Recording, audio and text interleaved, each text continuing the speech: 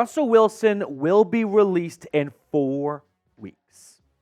For full transparency, no, I did not get off the phone with Sean Payton. I do not have a source inside the Broncos facility telling me this, but what I do have is a calendar.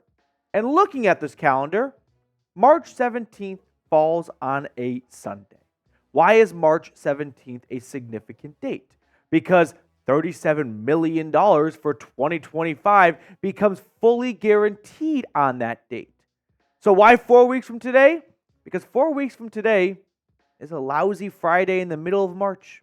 A great day for the Denver Broncos to do a news dump going into the weekend when they will announce that they are moving on from Russell Wilson. That is why I believe Russell Wilson will be released 4 weeks from today. Maybe it's that Thursday before, maybe it's the Wednesday, but I feel like that Friday is a prime day for the Denver Broncos to make a bombshell news right before the weekend so that it all gets processed before Sunday, March 17th, when 37 million G's for 2025 becomes fully guaranteed. And if that's not good enough for you, which, yeah, it's just speculation. It's just connecting dots. Nothing's concrete. But how about this? Because this is concrete. I've got Thomas Goonley from Business Denver writing, Denver Broncos quarterback Russell Wilson and singer-songwriter wife Sierra are accepting offers and providing tours to prospective buyers for the mansion they own in Cherry Hills Village, sources tell Business DEN. Now, I remember when Sean Payton said, nothing is a done deal. We're still working through it. Blah, blah, blah, blah, blah. It is. You benched Russell Wilson to provide a spark. I ain't buying it. You benched Russell Wilson because he wouldn't change the language in his contract, which I don't blame Sean Payton and the Broncos going to Russell Wilson asking him to change that. They went to Russell Wilson trying to change that to try and figure out a way that he could stick around for 2024, but they didn't want to be on the hook for so much money in 2025. And I also don't blame Russell Wilson and his camp for declining to change the language in his contract, because had he gotten injured, he'd have no guarantees or far fewer guarantees in the future. I think both sides were right for the way they went about this.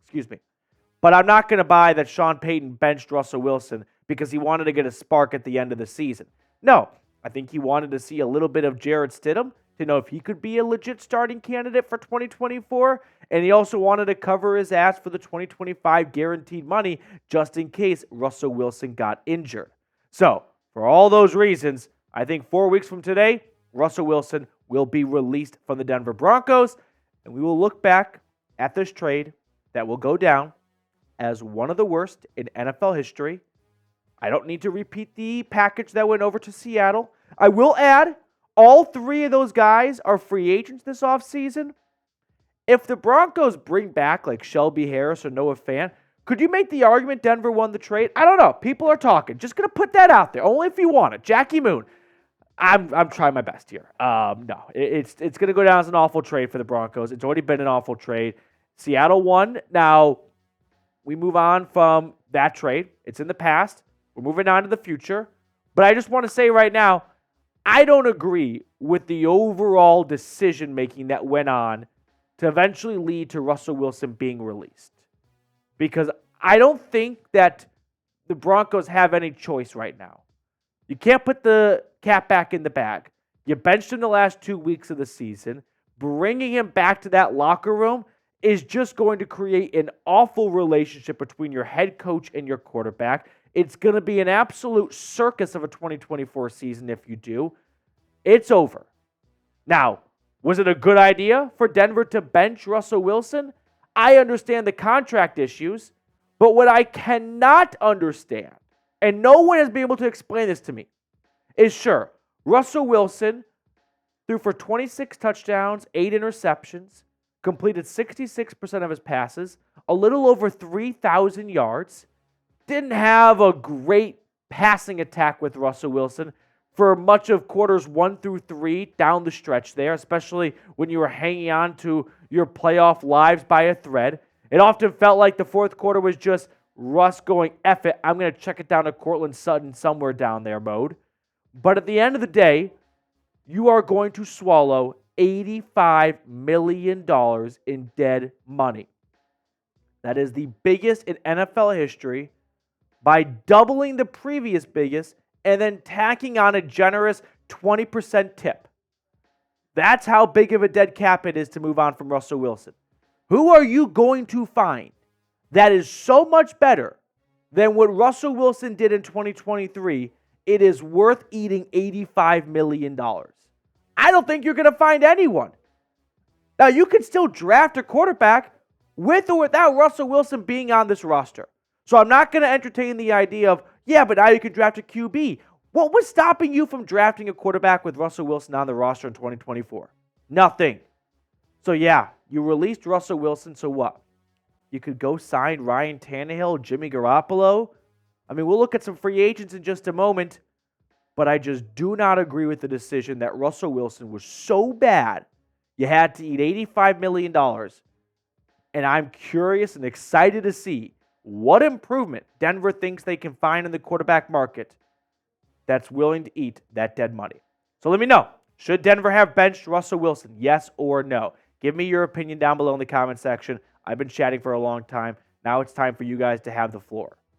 Now, next up on the show, we're going to look at some quarterback targets for the Broncos through free agency, the draft, trade.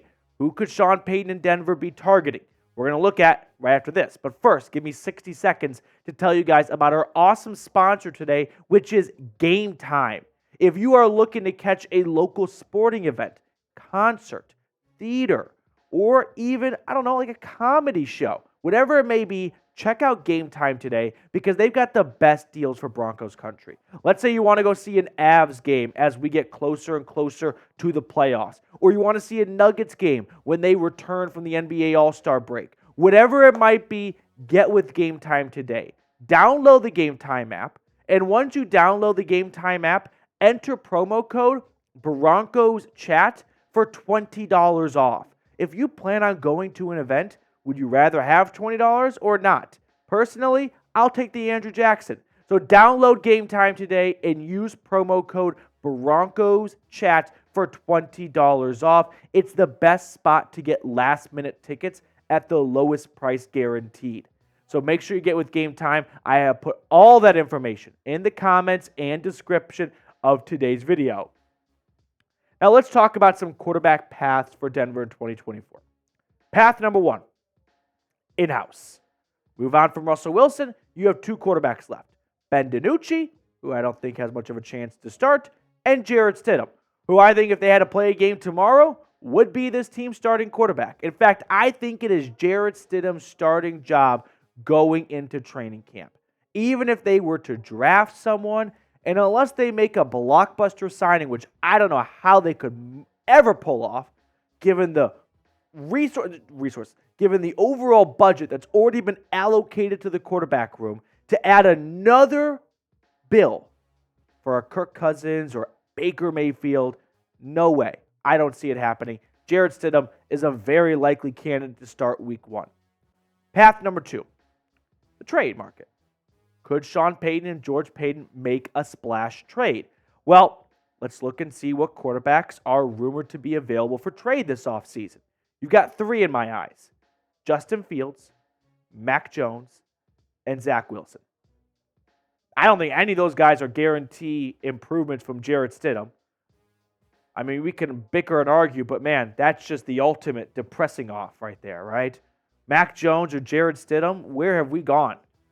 Now, Justin Fields, I think, is better than Jarrett Stidham. I don't think. I know Justin Fields is better than Jarrett Stidham. But I don't think Sean Payton feels like Justin Fields is a good fit for his style of offense, right? Fields is a runner. That's not what Sean Payton had in New Orleans. He wants a pocket passer. That's not necessarily Justin Fields. I don't think there's a trade target out there that Denver could bring in. Plus, it's not like the Broncos have a ton of draft picks to work with anyways. So that brings us to path number three, kind of going in a chronological order here. Free agency. Now, there are some notable free agent quarterbacks coming up in March, most notably Kirk Cousins, although I think the Vikings are going to bring him back, but even if they don't, the rumor is he's looking for $90 million. No way Denver does that. They can't afford it. So just Move on from Captain Kirk. Baker Mayfield, I just heard, is looking for potentially going to get a 3-year, $75 million contract. No way Denver can afford that. Gardner Minshew could be interesting, although I think with the way he played at Indianapolis last year, he might price himself out of what the Broncos could shell out. Ryan Tannehill, Jacoby Brissett, Mitchell Trubisky, Tyrod Taylor, and Sam Darnold are all within Denver's budget. And then there's Jimmy Garoppolo, which is interesting because he just got suspended for the first 2 games. So I'll be curious to see how much that factors into Denver's equation. But an under-the-radar guy is Sam Darnold. He sat behind Brock Purdy last year in San Francisco. Obviously, a former top 3 pick, has plenty of experience between the Jets and the Panthers. And I wonder if Sean Payton looks at Sam Darnold going, you know what? Adam Gase and the Jets ruined you. The Panthers were a complete dumpster fire. You went to Kyle Shanahan. He's a quarterback whisperer. Come on over to Denver for a cheap contract. And, well, we just saw what the Buccaneers were able to do with what appeared to be a broken Baker Mayfield last year. Maybe Sean Payton thinks he can fix Sam Darnold. Don't sleep on Sam Darnold to Denver. Now, which free agent quarterback do you like the most? Get in the comment section and sound off for me because I'm always curious to see what you guys have to say. Now, moving on to the final step in the offseason, the NFL draft.